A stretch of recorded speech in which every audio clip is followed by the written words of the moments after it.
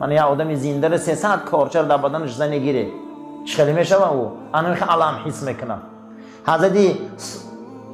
حضرت او پیامبر صالح پیغمبر علیه السلام یک روایت، حضرت ابراهیم علیه السلام یک روایت، حضرت ادریس علیه السلام یک روایت.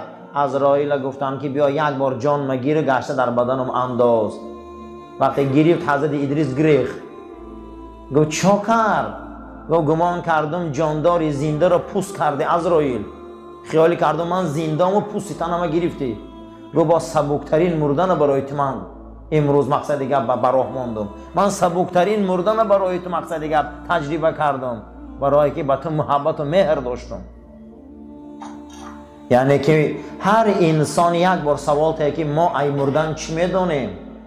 این قرآن میگه یثبت الله الذین، حق است، ثابت است، قول الحق، قول ثابت که در این دنیا و آخرت ما را میپرسن. پیغمبر را پرسیدن که قول ثابت چیست یا رسول الله؟ گو کسی گو اشهد ان لا اله الا الله و ان محمد رسول الله و یه با در گورشان 3 سوال میتیم. گو غیری او را چی؟ گو او را میپرسن.